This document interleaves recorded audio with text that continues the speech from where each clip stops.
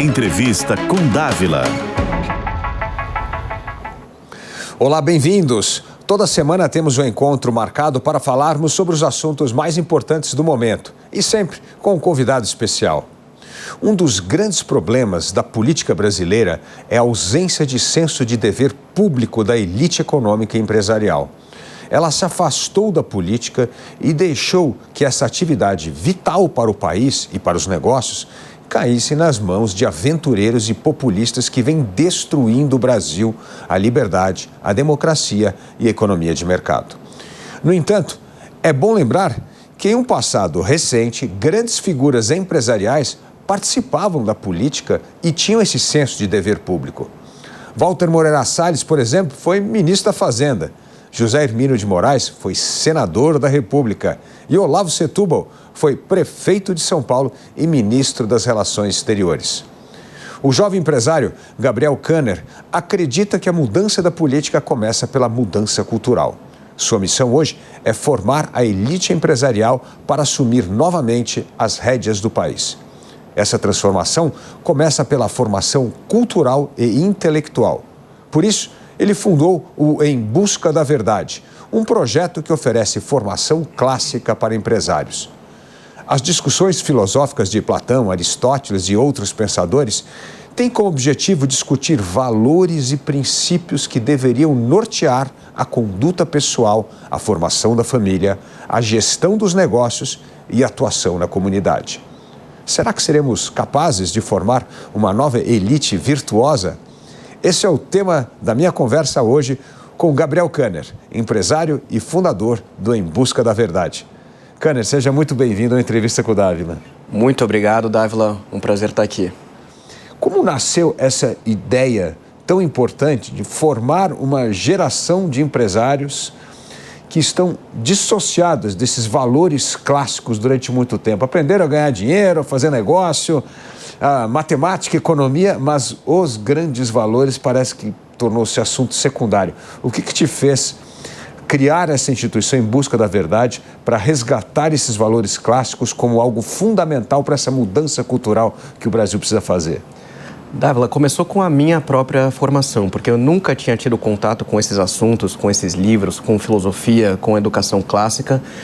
E aí, de 4 anos para cá, eu comecei a descobrir esses livros. Eu comecei a ler Platão, Aristóteles, e para mim o primeiro choque muito grande que eu tive foi com o tamanho da minha ignorância, porque eu estudei no que são considerados ótimos colégios, aqui em São Paulo, fiz intercâmbio, e eu escutei minha vida toda que minha educação tinha sido de excelente qualidade.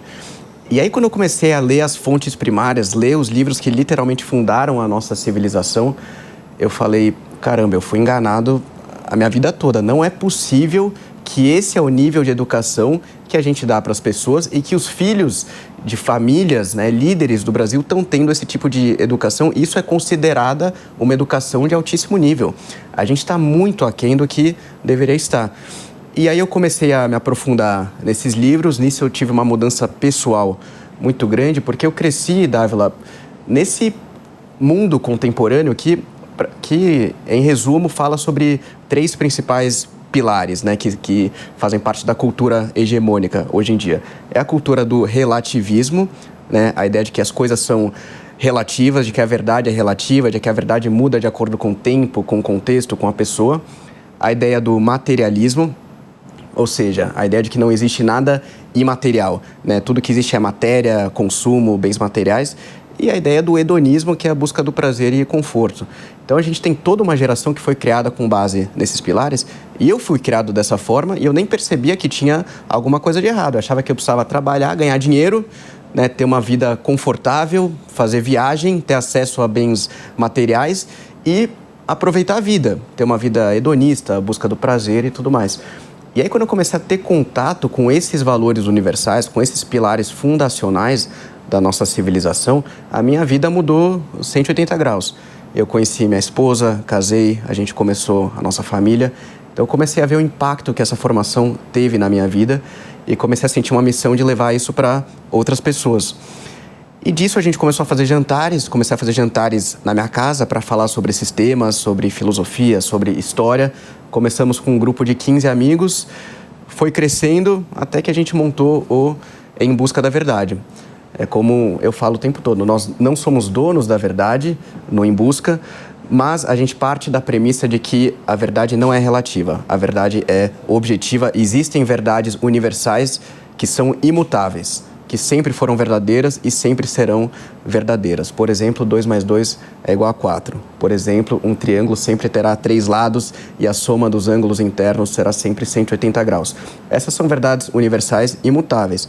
Por exemplo, é melhor você ser corajoso do que covarde. É melhor você ser forte do que fraco.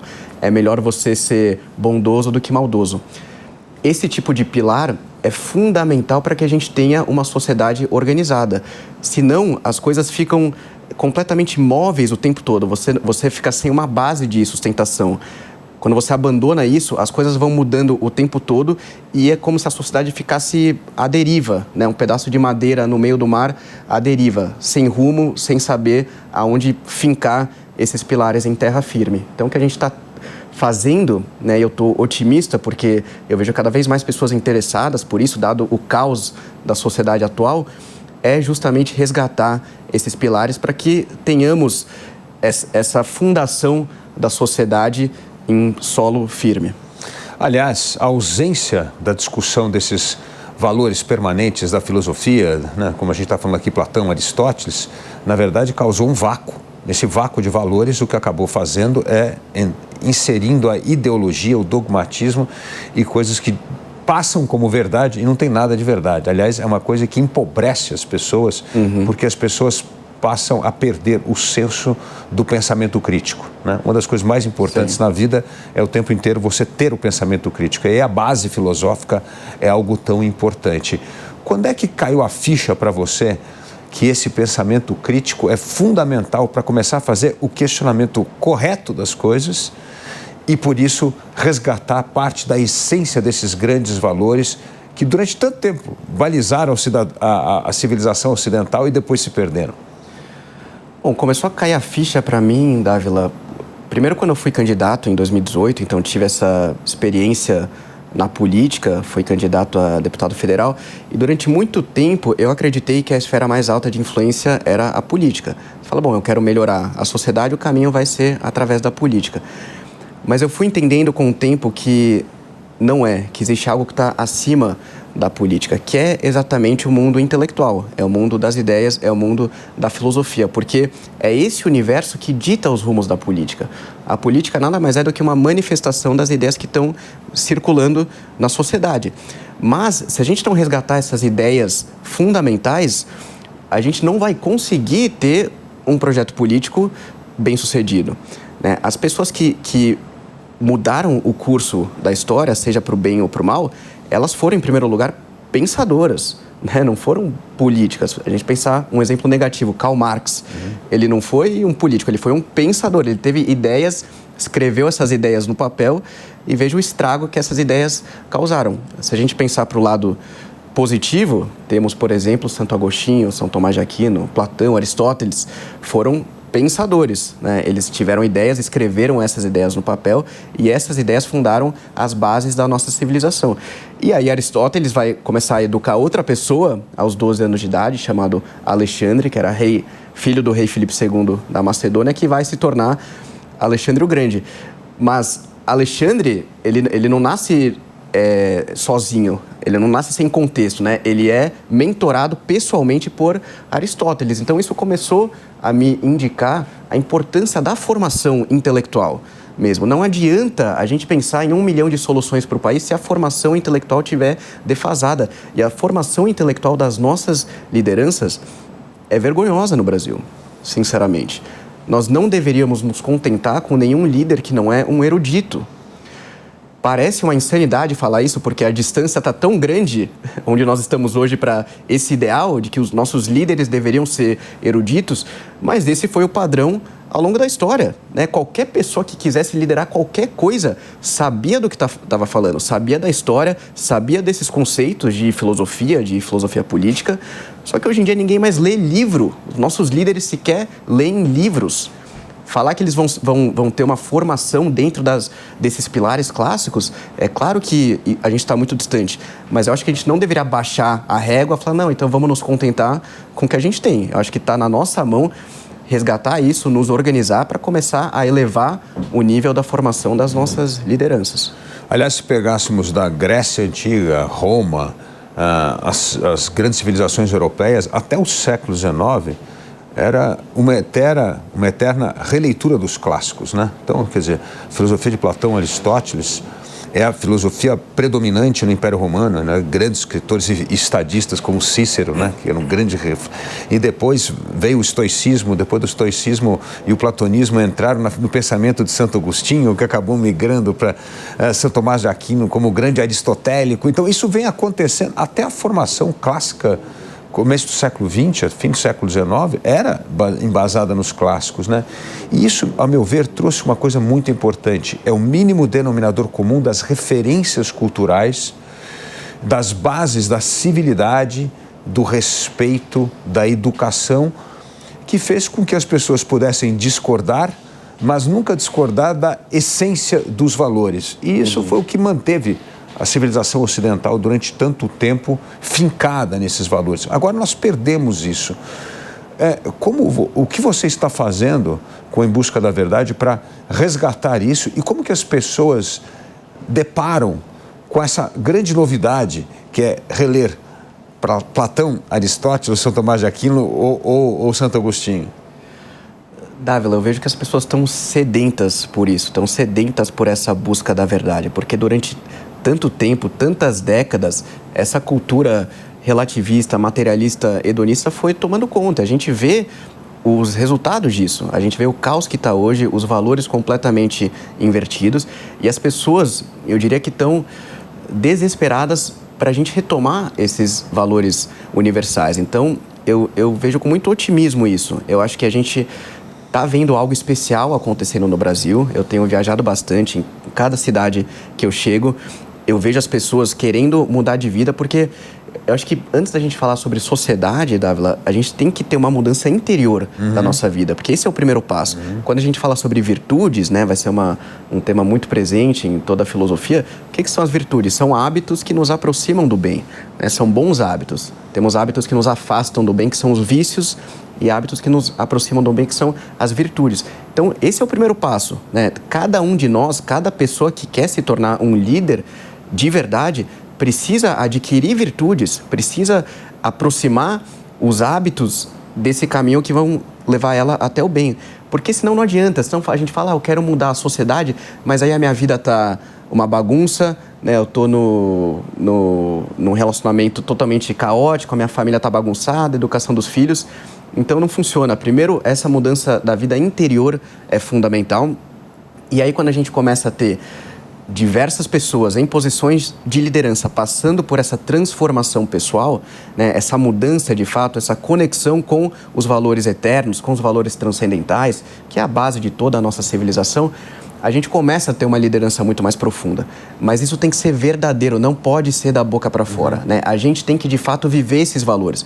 Quantas pessoas existem por aí que falam que defendem a família, mas o cara trai a mulher, né? Faz um monte de coisa errada. Não adianta, a gente não pode mais se contentar com um nível tão baixo da formação das pessoas. Isso tem que ser verdadeiro, tem que ser de dentro para fora. E quando a gente começa a viver verdadeiramente esses valores, isso começa a ficar nítido para as pessoas, né? E a gente começa a elevar a régua, elevar o nível de erudição das pessoas. E eu vejo que os empresários também, eles estão percebendo, o que a gente vê muito é que muitas pessoas conquistaram muita coisa, fizeram a empresa crescer, adquiriram um patrimônio relevante, mas eu vejo isso muito na experiência quando eu converso com os empresários. Chega um ponto na vida que elas percebem que ganhar dinheiro não é tudo, né? Construir patrimônio não é tudo. Precisa ter algo a mais. A vida precisa de um sentido mais profundo. E normalmente é nesse ponto que as pessoas começam a querer se aprofundar nesses temas. Agora, tem uma coisa interessante, né? A vida inteira, né, desde a época de Platão, Aristóteles, eles entendiam a importância não só dessas ideias transformadoras das suas próprias convicções, mas do senso de comunidade, né? Tanto que Platão criou a academia, depois Aristóteles criou o Liceu, mas tudo isso tinha a ver com essa história que precisamos criar uma comunidade para essa comunidade começar a propagar. E com o tempo, Edmund Burke falava muito bem isso, né? Dizendo assim que o importante de criar essa infantaria, esse platoon que ele chamava, que no fundo é a igreja, a escola, a família, as associações, os clubes, tudo isso ajuda a moldar o caráter em torno desses valores. Esse resgate, como você falou, ainda é uma coisa... de iniciativa sua, começando com esse grupo. Como é que nós vamos voltar a reconstruir essas comunidades, essas associações, essas outras instituições para fazer parte desse caldo, para você não sentir que você está sozinho nessa caminhada? Acho que isso é fundamental, Dávila. A gente precisa recriar essas comunidades. A igreja é um exemplo muito importante. A igreja é a base de toda a nossa civilização, está aí há 2000 anos. Tudo que nós concebemos por civilização, principalmente aqui no Ocidente, veio da igreja. Isso eu vejo com muito bons olhos o movimento que está acontecendo no Brasil. Eu vejo essas comunidades se fortalecendo. Eu acho que está tendo um renascimento católico no Brasil impressionante, uma onda de conversões muito grande. Eu vejo muitas pessoas começando a se organizar para atuar, por exemplo, na educação, para atuar com comunicação.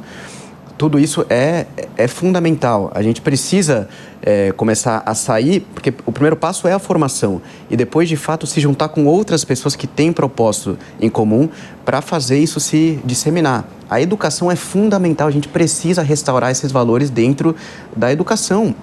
Né? Porque educar não é outra coisa a não ser ensinar valores, ensinar virtudes. E aí tem gente que fala assim, não, mas esse não é o papel da escola. Porque a escola não pode ensinar virtudes, porque aí você está ensinando moralidade. Isso tem que ser feito na família e não na escola. Mas toda a base da educação, o que Aristóteles falava? Que você educar uma criança é você ensinar virtudes. Não é outra coisa senão isso. Você tem que ensinar bons hábitos para a criança. É papel, sim, da escola ensinar isso. Não existe falar, não, a nossa educação não vai ter nenhuma carga de moralidade. Mas moralidade nada mais é do que você ensinar hábitos que vão aproximar a criança do bem. Por que você não ensinaria isso? Você não vai ensinar sobre ordem para a criança, que ela tem que ser ordenada? Você não vai ensinar sobre higiene, né, que são as duas primeiras virtudes que você ensina para a criança? Você não vai ensinar ela a ser corajosa? Claro que isso é papel da escola. Então, a gente tem que voltar a falar sobre isso em todos os âmbitos, eu acredito. Na parte de comunicação, na parte das escolas, universidades. Eu acredito que ao longo do tempo a gente precisa começar a se juntar, conversar e discutir esse tipo de projeto, porque eu acho que as lideranças, principalmente empresariais do Brasil, como você falou na introdução, se afastaram muito desse dever cívico, desse dever público ao longo dos últimos anos, e o resultado a gente está vendo hoje. Então a gente precisa novamente tomar as rédeas e liderar esse tipo de projeto de restauração cultural que é tão necessário hoje em dia.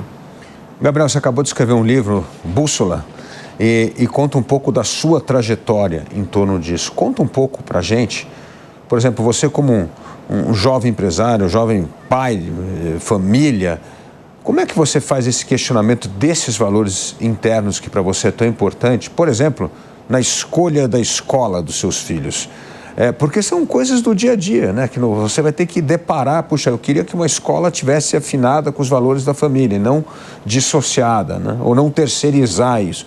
Como é que é a sua atuação aí como cidadão, jovem empresário, chefe de família de uma jovem família, fazendo essas escolhas nesse mundo que está difícil? Achar uma escola, por exemplo, com valores de acordo com aqueles que nós gostaríamos que os nossos filhos fossem criados. Perfeito, Dávila. No livro Bússola, o subtítulo é Uma visão clássica sobre virtude, maturidade e sabedoria. Eu conto muito a minha experiência pessoal, porque eu não tinha nenhum tipo desses valores na minha vida. Na verdade, eu fazia tudo ao contrário. Mas, de fato, eu andava com um manifesto comunista debaixo do braço. Aí comecei a trabalhar com 17 para 18 anos, me curei dessa parte, comecei a ver o que era um boleto para pagar, o que era trabalho. E eu vivi como ateu durante a minha vida toda, praticamente. Nunca tinha nenhum contato com esse tipo de valor transcendental, com Deus, nada disso. E aí, quando eu descobri a filosofia, eu comecei a entender que existia algo a mais, né? Que não é possível que o mundo é só matéria. Tem que ter algo a mais. e eu tive uma mudança muito profunda. E quando você passa por um processo desses, eu comecei a enxergar de forma muito clara as falhas do outro lado, né? Por que as pessoas acabam se apegando a esse tipo de ideologia e elas acabam destruindo a própria vida? Porque se você não tem um ideal maior pelo qual viver, você vai se afundar nessa mentalidade materialista, hedonista, que no fundo é triste, porque você está vivendo, primeiro, de uma forma egoísta, né? Porque só você interessa. Você parte da premissa de que não existe nenhum ser superior a você no universo, ou seja, é uma posição muito soberba, e você vai passar pela vida sem aproveitar todo o potencial do ser humano. Se a gente tem a capacidade de entender esses conceitos, quer dizer que a gente foi feito para isso, de alguma forma. E aí eu vi o impacto que esse tipo de formação teve na minha vida. Então, eu consegui enxergar claramente aonde estão os erros do outro lado. E hoje eu vejo que eu tenho muito mais propósito em tudo que eu faço. Eu sinto que encontrei a minha vocação de levar essa mensagem para outras pessoas. Então, é isso que eu tenho tentado fazer ao longo dos últimos anos. Então, você falou que a sua conversão, vamos dizer assim, para o pensamento liberal, saindo do marxismo para o liberal, foi a vida prática. É a vida prática. Foi o conhecimento prático, né? Exatamente. Sua experiência aristotélica, assim, muito real, né? Coletar evidência. E como foi a sua conversão de ateu para católico, que aí o mundo platônico, o mundo das ideias, a gente começa a entender que tem ideias permanentes que nós precisamos valorar. Como é que foi essa conversão?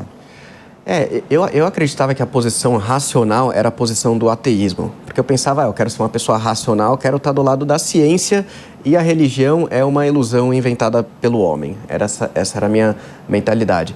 E aí, quando eu descobri principalmente Aristóteles e São Tomás de Aquino, Aristóteles cria uma disciplina chamada metafísica, onde ele vai começar a colocar ali as bases da prova da existência de Deus. E são provas metafísicas, né? Depois São Tomás de Aquino vai desenvolver muito isso, no que ficou conhecido como as 5 vias de São Tomás, mas são argumentos 100% racionais, que precedem o elemento da fé. São argumentos lógicos e racionais que provam a existência de Deus através da metafísica. Aí, quando eu comecei a estudar isso, eu falei, caramba, eu achava que a posição racional era a do ateísmo, mas é exatamente o contrário. A posição racional é a da existência de Deus. E todos os principais gênios da história defenderam ferrenhamente a existência de Deus, né? Os maiores filósofos da história defenderam a existência de Deus. E eu estava seguindo Richard Dawkins, por exemplo, né? Que não se compara com um desses outros pensadores. E eu comecei a ver que eu estava errado. Então, para mim foi um processo de muito estudo, de muita reflexão, de muita meditação. Eu não sabia nada sobre igreja, não sabia nada sobre Deus, não sabia rezar um Pai Nosso.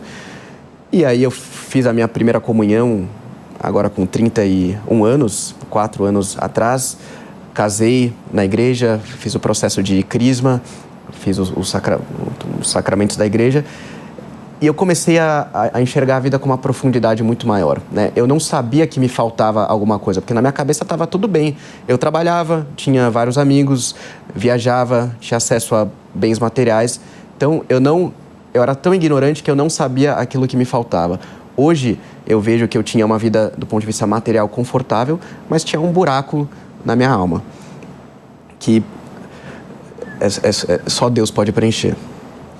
E a Bússola é o livro que conta um pouco dessa sua jornada, dessa sua caminhada, dessa sua conversão em todo sentido, não só em busca da verdade, mas em busca desses valores duradouros que, na verdade, acabam formatando as nossas crenças, nossas convicções e isso nos fazendo melhor cidadão e esse senso de dever com a comunidade. Eu acho que essa é uma coisa que a elite empresarial perdeu demais, como nós falamos na abertura do programa, né?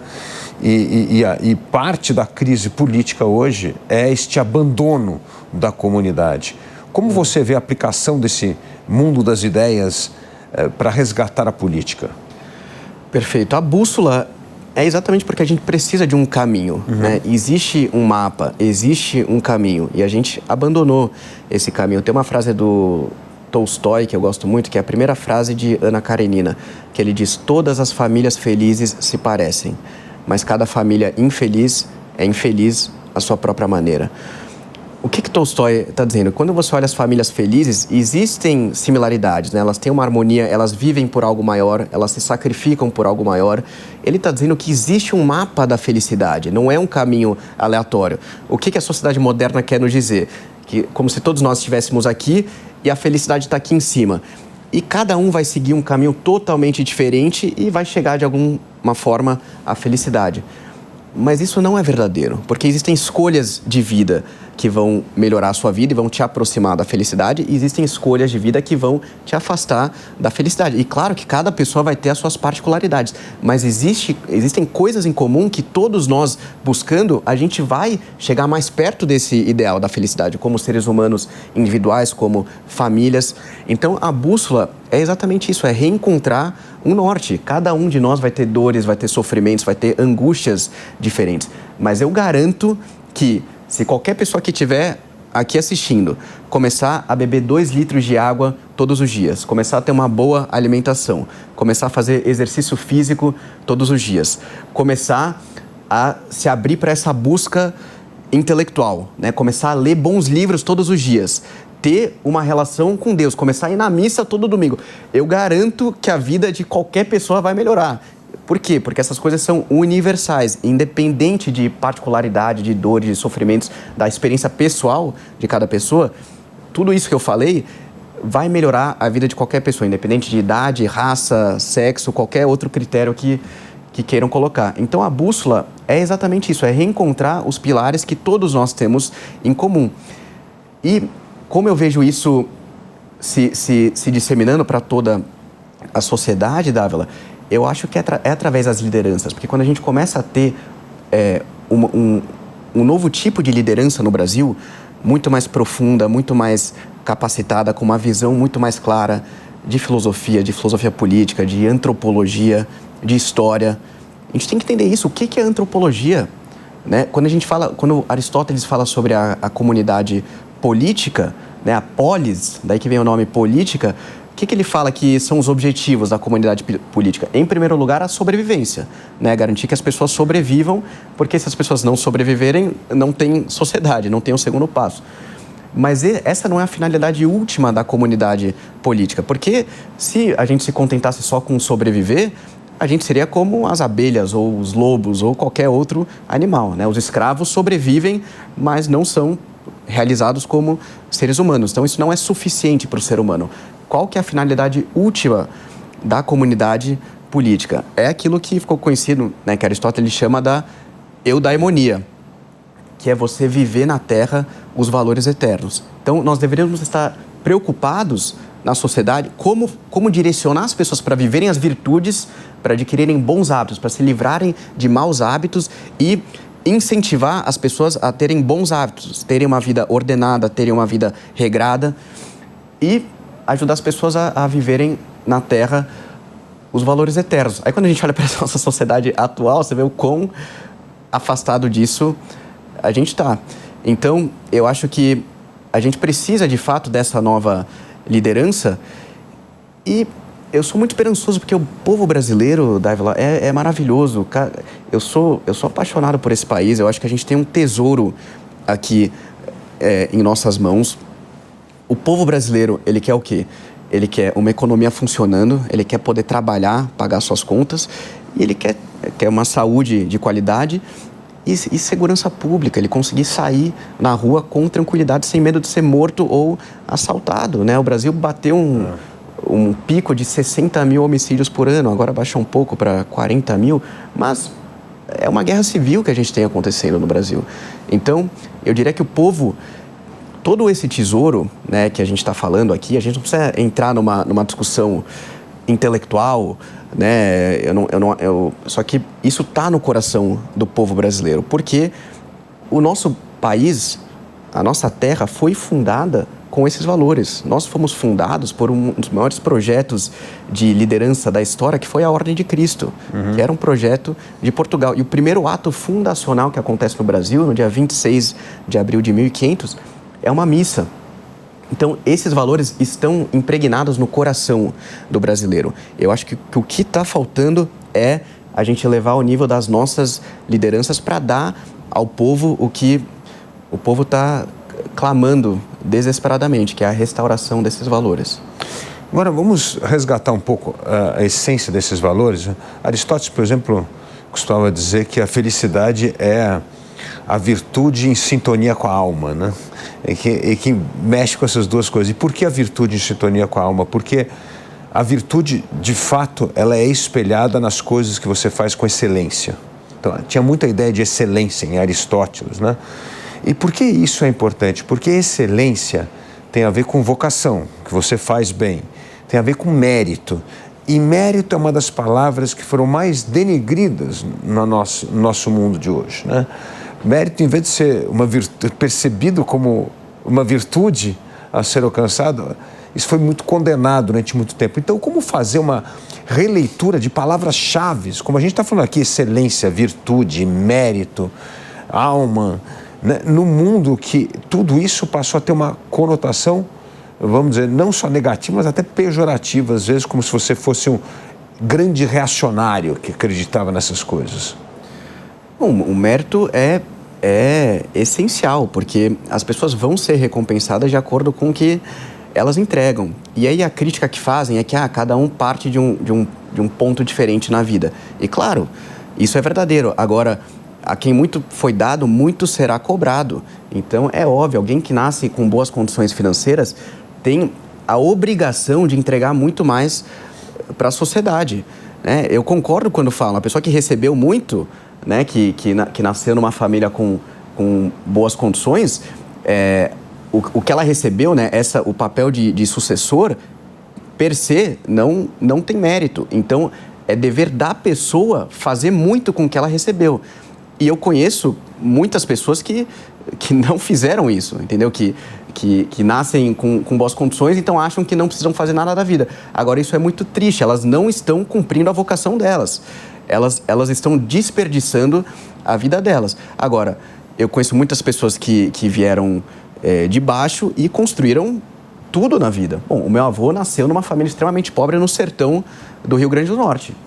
E através de muita batalha, muita luta, muito trabalho, cresceu na vida. Então, isso acontece, né? Se você for trabalhador, se você realmente se sacrificar, né, pelo seu ofício, você vai dar um jeito, você vai crescer na vida, né?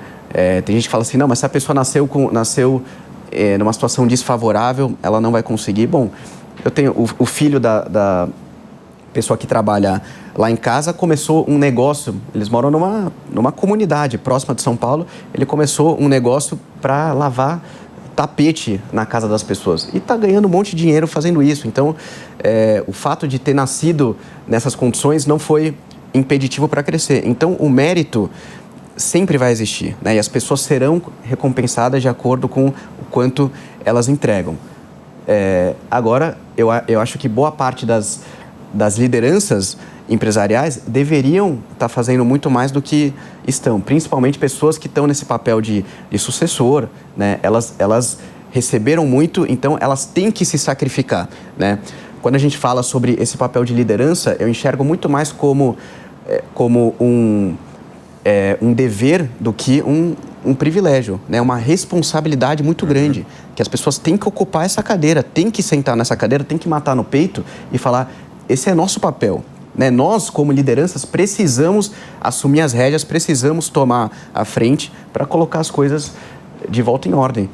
Mas, de fato, sempre as pessoas vão ter níveis diferentes, vão ter capacidades de entrega diferentes e, naturalmente, vão ser remuneradas de formas diferentes por isso. E aí vem esse outro segundo ponto importante, que além do mérito está ligado ao dever, à obrigação, como você bem falou. O dever e a obrigação não como um peso, até como uma questão de sacrifício. Mas para ter sacrifício, você precisa acreditar nesses valores perenes e no seu papel na sociedade.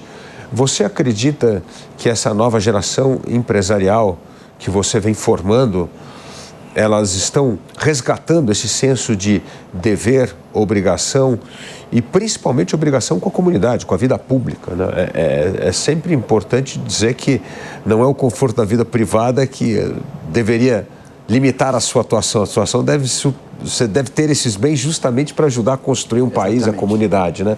Como você vê essa aptidão para o sacrifício, para o dever e para a obrigação nessa nova geração que você está formando? Perfeito. Eu acho que, como em todo grupo, Dávila, existem perfis diferentes. Eu vejo tanto o perfil do líder empresarial que ele não quer se sacrificar pelo bem comum, ele ganhou dinheiro, tem uma vida confortável e vive uma vida hedonista. Fala, tudo bem, agora eu tenho meu patrimônio, eu não quero saber do bem comum. E dinheiro não tem pátria, se as coisas estiverem ruins, eu pego meu patrimônio e vou embora daqui. Existe esse perfil. Agora, também existe, é isso que me deixa muito otimista, muitas pessoas que estão despertando para isso, falando, caramba, eu ocupo um papel de liderança, então isso é uma responsabilidade muito grande. Eu preciso me sacrificar pelo bem comum, eu preciso me sacrificar para restabelecer a ordem no país. Esse é o papel da liderança ao longo da história, sempre foi. Eu vejo pessoas querendo despertar esse espírito guerreiro. É curioso porque no Embusta Verdade a gente fala muito sobre o jiu-jitsu, a gente incentiva muito que as pessoas façam jiu-jitsu, que os empresários façam jiu-jitsu. E muitas vezes no começo as pessoas não entendem, mas é algo pedagógico, porque você começar a se acostumar com uma situação de combate físico é fundamental para despertar esse espírito guerreiro. E ao longo da história, as lideranças sabiam lutar, né? Então, eu vejo muitos empresários querendo fazer isso. Quando você começa a se acostumar com isso, não tem como você não falar, bom, eu preciso me sacrificar por um bem maior. Eu vou fazer algo que é extremamente difícil, extremamente desconfortável, mas eu preciso forjar o meu caráter, eu preciso adquirir virtude, eu preciso ser um homem melhor. Eu preciso ser um homem maduro. O que é o homem maduro para Aristóteles? O homem que é senhor de si mesmo. O homem que conseguiu domar as suas paixões. O homem que tem autocontrole. O que é o homem imaturo? É o homem que é escravo das suas paixões, né? Que se deixa levar por seus desejos imediatos. Então eu vejo muitos empresários despertando para isso. Falando, não é o suficiente eu ter uma empresa e ganhar dinheiro. Na verdade, isso está longe de ser o suficiente. Eu preciso me tornar um homem melhor. Eu preciso adquirir virtude. Eu preciso ser um marido melhor, um pai melhor. Eu preciso ser um líder melhor dentro da minha empresa. E o que é um líder verdadeiro? O verdadeiro líder, ele também tem o papel de educador. E eu vejo muitos empresários despertando para isso, falando, bom, então eu preciso assumir esse papel de educador. Eu preciso saber explicar para as pessoas como elas vão ter uma vida mais ordenada, mais alinhada com as virtudes. E aí eu já escutei empresário falar assim, não, mas esse não é o meu papel. O meu papel na empresa é cobrar que as pessoas cheguem no horário, que batam a meta. Claro, esse também é o seu papel, mas faz parte da natureza da liderança o papel de pedagogo, o papel de educador. Se a gente for pensar, por exemplo, na figura de um pai, o pai, ele é líder dos filhos ou educador dos filhos? Percebam que não tem como traçar uma distinção clara. Uma mãe é educadora dos filhos ou ela é líder dos filhos? As coisas se confundem.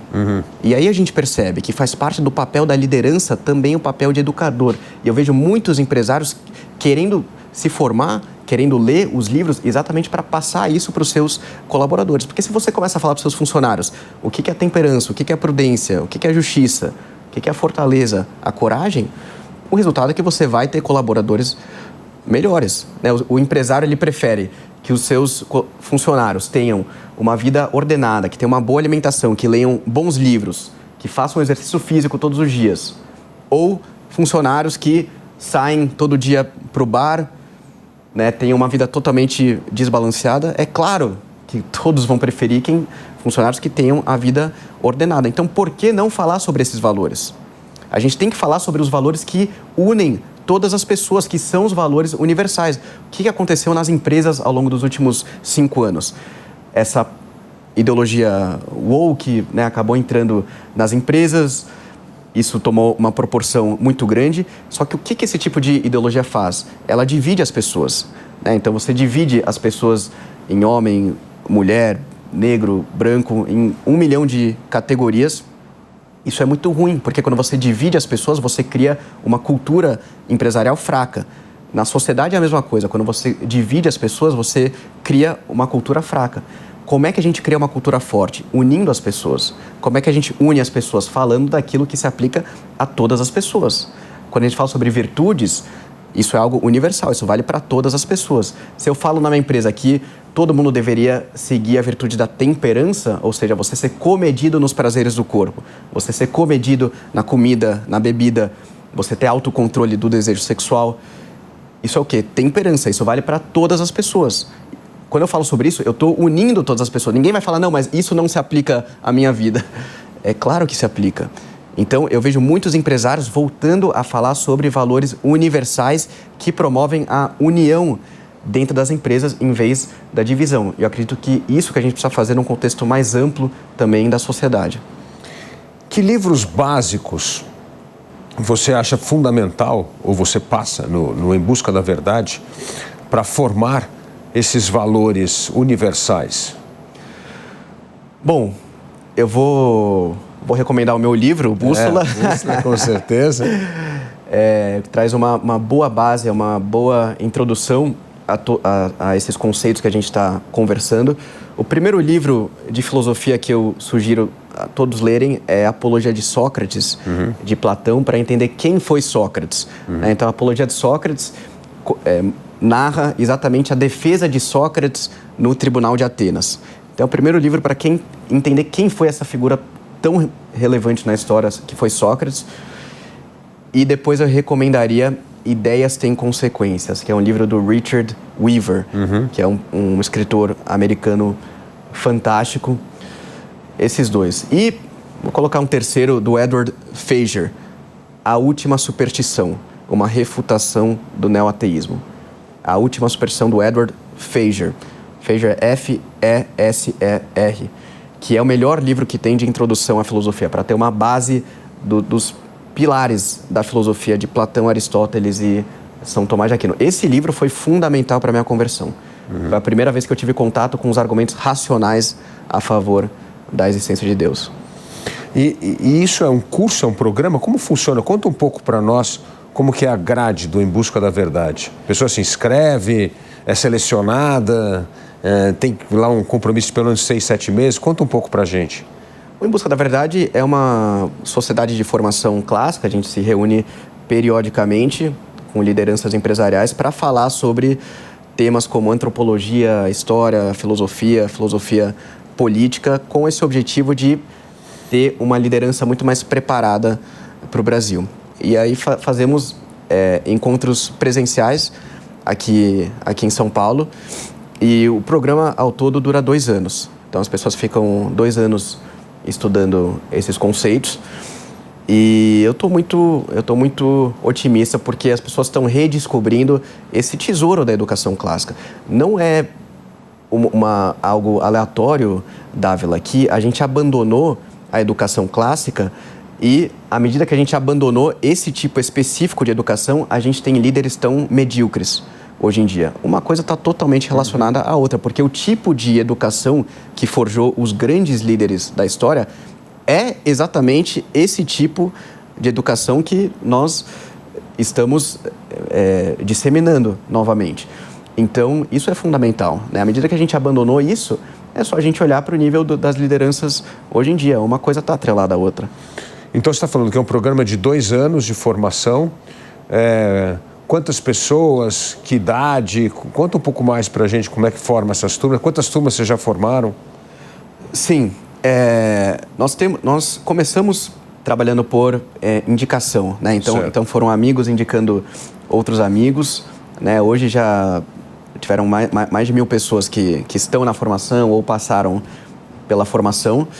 E nós fazemos, então esses são encontros mensais que a gente faz aqui em São Paulo, sempre para debater esses temas. A gente faz uma aula e depois conversa sobre esses temas.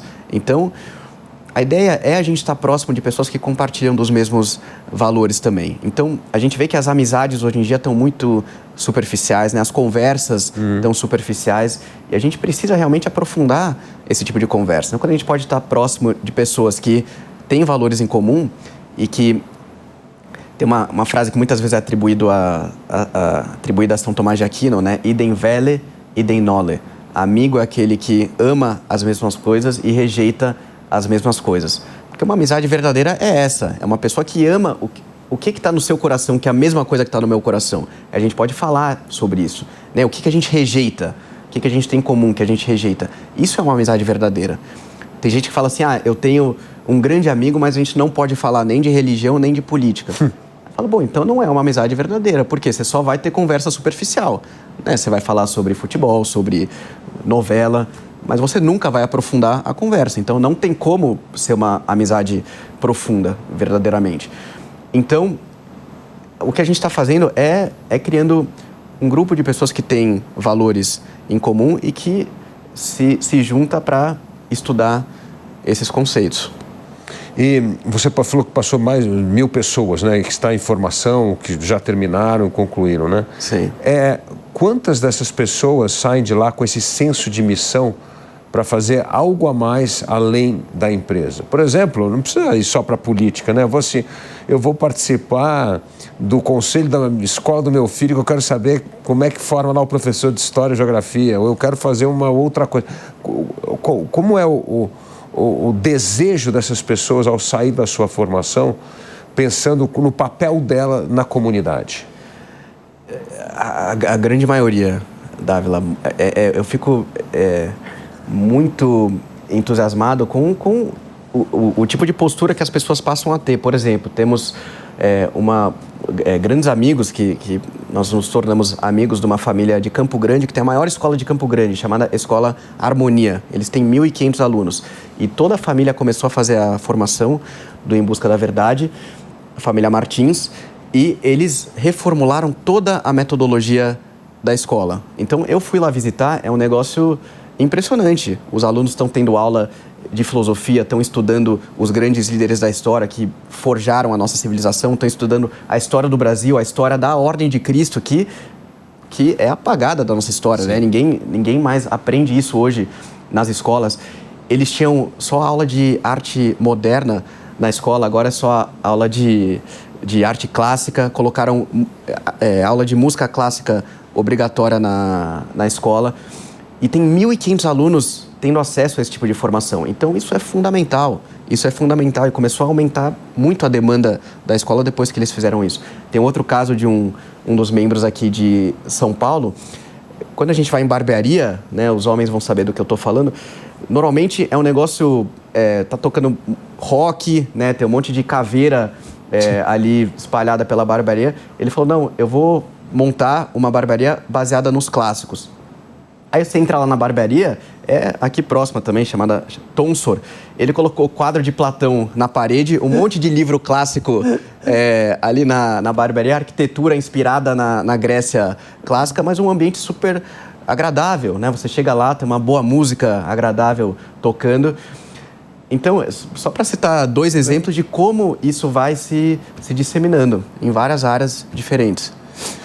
E quando é que essa geração vai chegar na política? Como a gente falou, precisa desses bons valores para começar a mudar a política. E a política precisa de mudança urgente nesse país, Gabriel. Exatamente. Acho que é muito difícil falar quando vai mudar, Dávila, mas eu acho que a gente tem que trabalhar muito todos os dias, mas ao mesmo tempo ter serenidade, porque não adianta se desesperar, né? Porque o desespero é uma postura ruim, né? Você começa a ficar muito cabisbaixo, muito pessimista.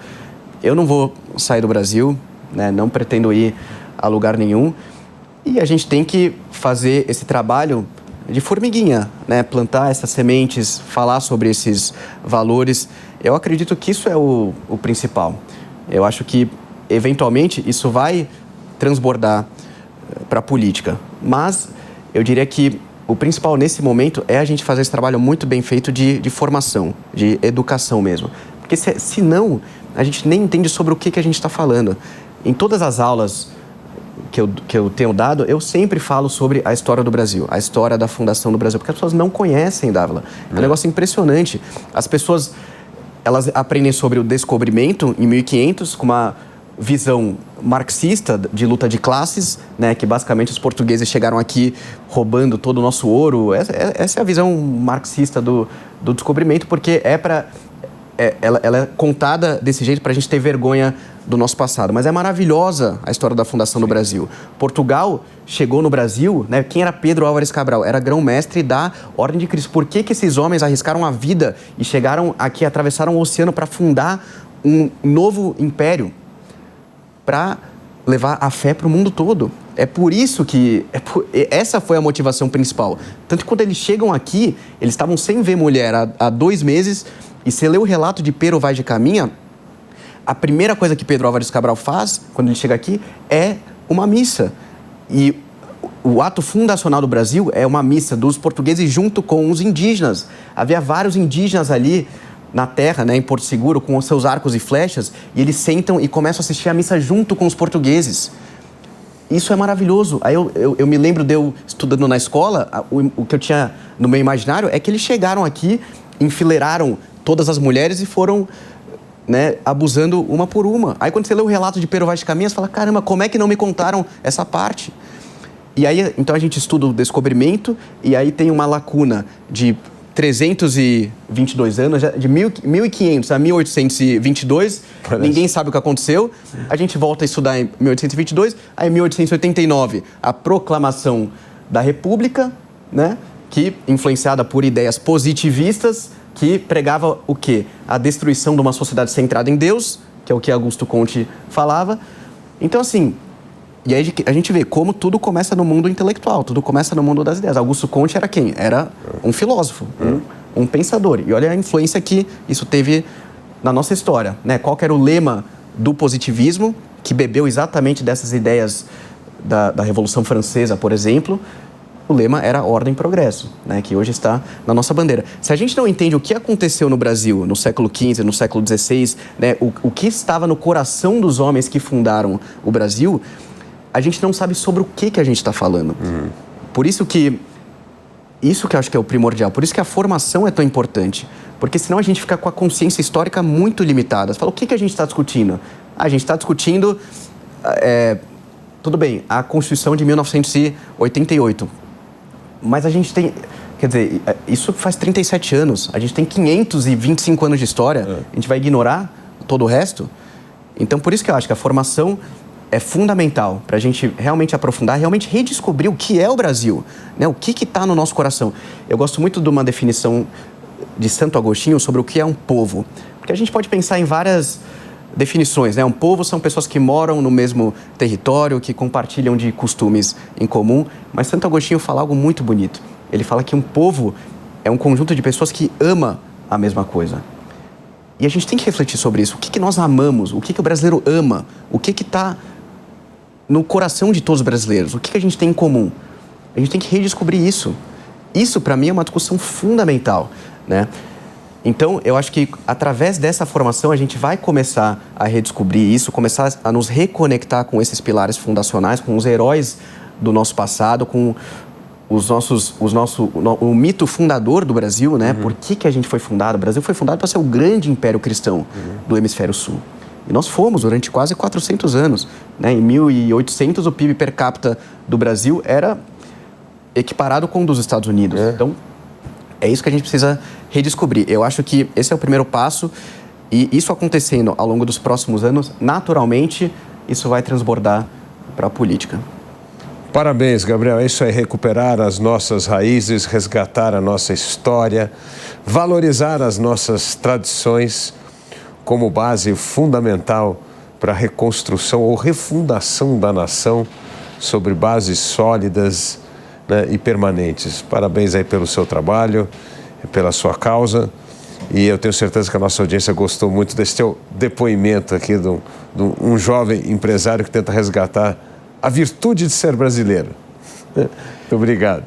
Dávila, muito obrigado pelo convite, foi um prazer estar aqui com você. Você é uma referência no meio empresarial, né? Eu tenho muito a aprender com você. E, de fato, a gente precisa fazer isso, precisa organizar o empresariado. Eu sei que você está nessa luta há bastante tempo e a gente precisa exatamente isso, precisa unir forças, precisa nos juntar com pessoas que têm valores em comum e eu tenho certeza que vai dar certo porque no final esses valores vão prevalecer. Parabéns. E a gente fica por aqui. E para você que gosta do jeito Jovem Pan de notícias, não deixe de fazer a sua assinatura no site jp.com.br. Lá você acompanha conteúdos exclusivos, análises, comentários e tem acesso ilimitado ao Panflix, o aplicativo da Jovem Pan. Obrigado pela sua companhia e até o próximo Entrevista com Dávila. Entrevista com Dávila. A opinião dos nossos comentaristas não reflete necessariamente a opinião do Grupo Jovem Pan de Comunicação. Realização Jovem Pan.